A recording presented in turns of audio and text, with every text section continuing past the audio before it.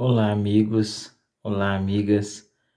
Mais um dia estamos juntos na nossa jornada bíblica e nessa caminhada quaresmal que vamos empreendendo, já é a terceira semana. Hoje chegamos à quinta-feira, dia 16 de março, e aqui estamos reunidos na força da palavra de Deus que nos ilumina, que nos conduz, que faz de nós discípulos de Jesus. E essa palavra que a igreja nos dá hoje na liturgia é de Lucas 11, 14 a 23. Capítulo 11 de Lucas, versículos 14 a 23. Muito obrigado pela sua inscrição, muito obrigado pelo seu joinha, muito obrigado por você compartilhar esses vídeos. A você que está chegando aqui no canal, muito agradecido mesmo. Formamos essa bonita família que se reúne ao redor da palavra de Deus todos os dias. No nosso exercício de leitura orante, depois de lermos o texto, então você acha lá na sua Bíblia, Lucas 11, 14 a 23, esse momento é o momento da reflexão. Depois, a oração e a contemplação, a ação, é com você, como eu também já fiz, e pedimos essa graça para todos nós de termos um olhar de Deus para agirmos conforme o Senhor Jesus nos ensina. Nesse texto, queridos amigos, está aquele episódio em que Jesus, conforme Lucas, está expulsando um demônio. E é um demônio mudo. É muito interessante. O texto diz que quando ele sai, quando o demônio sai, a pessoa curada começa a falar. Esse falar não é só isso que está acontecendo aqui e você está ouvindo apenas, mas essa pessoa, ela tem a capacidade de dialogar, de interagir, de se tornar um interlocutor, principalmente de ser um comunicador da graça do Senhor. Ele se torna uma testemunha, martiria. Ele se torna um discípulo que anuncia. Ele está com a voz solta. E aqui já é muito interessante pensarmos no dom de termos a comunicação por aqui, mas a comunicação entre nós, contando, proclamando, testemunhando o amor e a bondade de Deus. Só que, diante dessa cena, que é uma cena muito forte, existem dois comportamentos, até três nós poderíamos dizer. Um, das multidões que ficam admiradas, porque uma pessoa que não falava agora fala. Existe um comportamento que diz que Jesus está fazendo isso por Beelzebu. Beelzebu, príncipe dos demônios, uma divindade pagã lá da cidade filisteia de Ecrom. E outros ainda pedem um sinal, sempre o sinal. Se lembram lá do sinal de Jonas, que é o sinal da ressurreição, o sinal da conversão? Pois é. Então, nessa parte do texto, pensando um pouquinho, nós já poderíamos nos perguntar, e nós?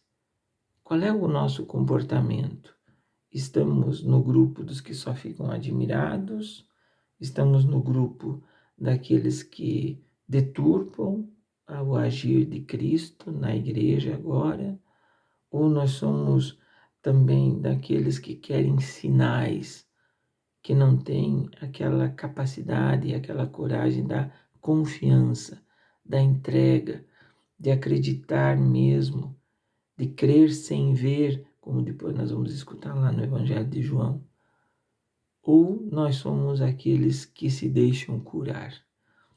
Porque no mundo de tanto barulho, de tanta palavra, nós precisamos ter a nossa palavra em sintonia com a palavra de Cristo. E a palavra de Cristo é sempre a palavra da vida, a palavra do amor, a palavra da esperança, a palavra da fé, a palavra da ternura, da justiça, da esperança, da solidariedade, da sobriedade, da partilha, do perdão, da reconciliação. Então, mais do que um espetáculo, ficar pensando naquele fenômeno que aquele homem foi curado, etc. Não, nós precisamos pensar no que fazer com a nossa fala. O texto diz: quando saiu, o mudo falou. O texto é bem claro. Diante dessa acusação principal, porque a principal é ele estar expulsando pelo próprio demônio. Jesus não tem parte com o mal. Ele é o bem, é o sumo bem, é o bem por excelência.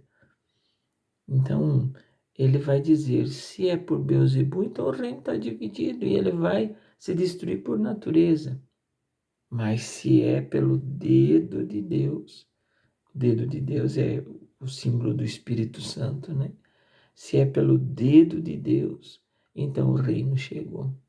E no reino, na promessa messiânica, os mudos falariam, os coxos andariam, os cegos enxergariam. É o reino que está presente.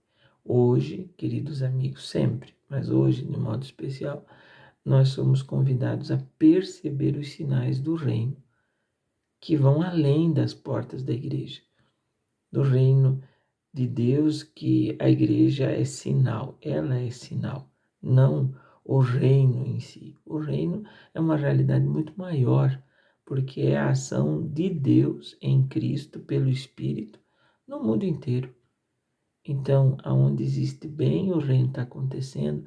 Aonde existe o amor, Deus aí está, nós cantamos. Aonde a partilha acontece, a solidariedade acontece. Ah, mas eles não são da igreja. Mas Deus, na sua sabedoria infinita, ele sabe aproveitar isso. Ah, mas ele nem chama Deus, ele chama Deus de outro nome. Respeitamos. É o caminho bonito, ecumênico e macroecumênico, aonde nós olhamos o fim, e o fim último é o amor. E quando o amor está sendo realizado, Deus aí está.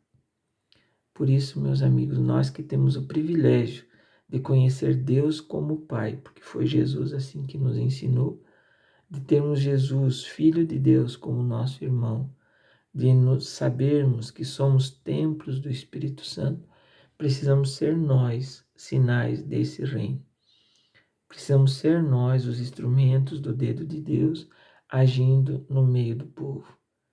E esses instrumentos só vão fazer o bem, só vão cuidar da vida em plenitude. Peçamos ao Senhor esta graça neste dia, fiquemos na presença dEle em todo instante, em todo momento, e principalmente vamos equilibrar, vamos calibrar as nossas palavras, a nossa comunicação com as palavras, com a comunicação de Deus. Um grande abraço, muito obrigado mais uma vez e até amanhã, se assim o bom Deus nos permitir.